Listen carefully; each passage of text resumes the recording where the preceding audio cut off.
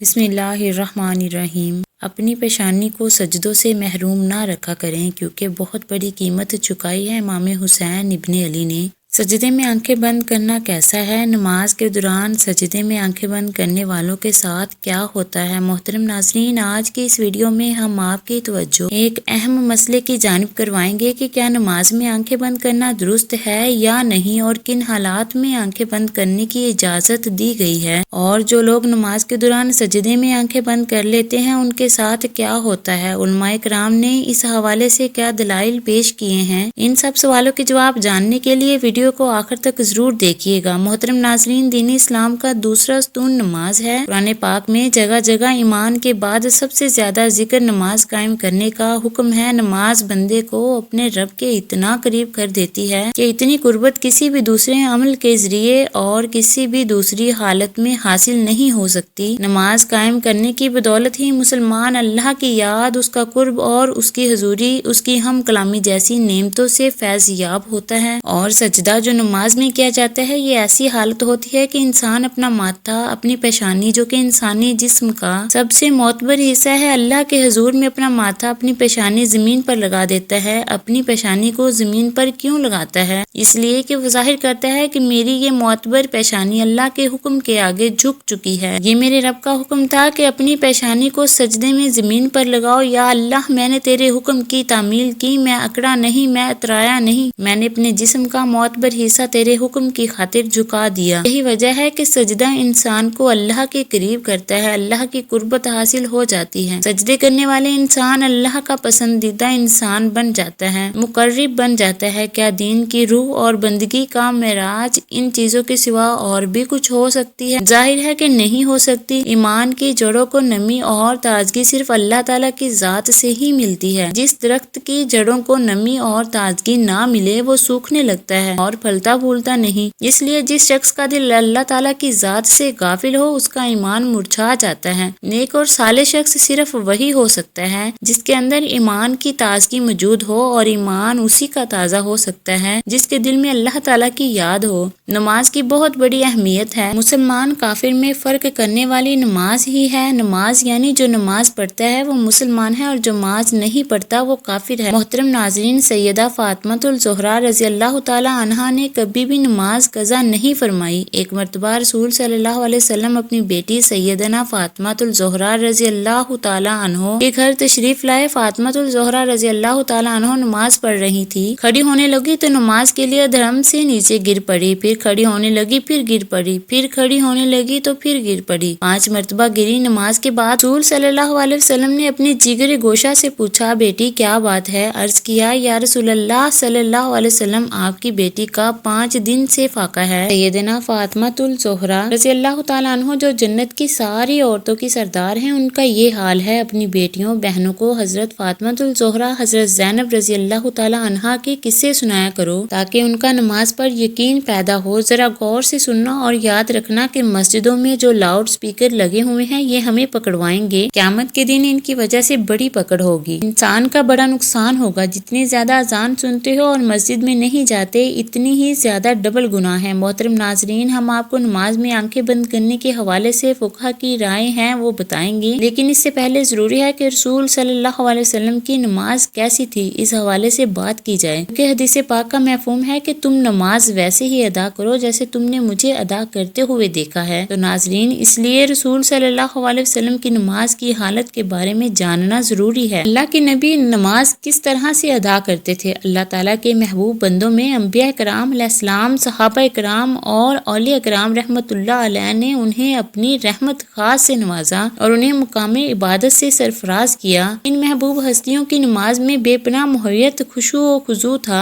رسول اللہ صلی اللہ علیہ وسلم اعلان نبوت سے پہلے بھی غار حرا میں کافی عرصہ عبادت الہی میں مصروف رہے، مگر جب آپ صلی اللہ علیہ وسلم نے اعلان نبوت فرمایا تو آپ صلی اللہ علیہ وسلم کو نماز کا حکم ملا اور آپ صلی اللہ علیہ وسلم اس پر کاربند ہو گئے۔ گئے۔ ابتدا میں آپ چھپ کر نماز ادا کیا کرتے تھے۔ رسول صلی اللہ علیہ وسلم کی نماز مثالی ہے۔ آپ کی نماز میں حق درجے کی مثال تھی، گویا کہ آپ کی نماز کامل تھی۔ آپ صلی اللہ علیہ وسلم نفلی نمازوں میں بھی خشیت الہی سے اشکبار ہو جاتے اور اللہ تعالیٰ کی طرف اتنا لگن اور محبت سے متوجہ ہوتے کہ دنیا کے ہر خیال سے بے نیاز اور بارگاہ رب العزت کے بالکل قریب ہو جاتے۔ اللہ تعالیٰ کے حضور آپ صلی اللہ علیہ وسلم جیسی کامل اور مقبول نماز نہ کوئی پڑھ سکا، نہ کوئی پڑھ سکے گا۔ آپ تہجد پڑھا کرتے تھے اور شروع میں آپ صلی اللہ علیہ وسلم پر نماز تہجد فرض تھی۔ اس کے کچھ عرصے کے بعد صبح و شام آپ صلی اللہ علیہ وسلم نے 2 رکعتیں پڑھنا شروع کر دی۔ اس کا ذکر قرآن پاک میں یوں ہوا: صبح و شام آپ اپنے پروردگار کا نام یاد کیا کرو اور رات کے وقت دیر تک اس کو سجدہ کیا کرو، اس کی تسبیح کیا کرو۔ مفسرین کا کہنا ہے کہ رات کو اٹھ کر دیر تک نماز پڑھنے کا حکم 1 سال تک باقی رہا۔ اس کے بعد رات کی نماز فرض کے بجائے نفل ہو گئی۔ تہجد کے نفل ہو جانے کے بعد بھی رسول صلی اللہ علیہ وسلم شب میں کثرت سے نماز پڑھا کرتے تھے اور آپ بڑی قرات کیا کرتے تھے۔